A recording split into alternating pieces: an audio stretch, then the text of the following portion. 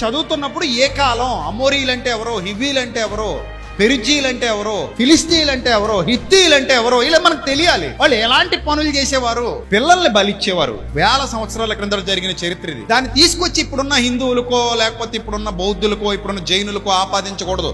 బుద్ధిహీనమైన ఆలోచన విధానం అది. హిత్తీలు, పెరిజీలు, అమోరీలు, కనానీలు చేసే పనులు నేడున్న మన హిందూ సోదరులు కూడా ద్వేషిస్తారు వాటిని. ఎందుకంటే వాళ్ళు చేసి మంచి పనులు కాదు. క్రొత్త నిబంధనలు ఎక్కడైనా పగలగొట్టిన సందర్భాలు ఉన్నాయా? మరి అది కూడా ఆలోచించాలి. నువ్వు ఏ చట్టం కిందకు వస్తావు? కేవలం 12 గోత్రాల వాళ్ళకి ఇచ్చిన చట్టం కిందకు వస్తావా?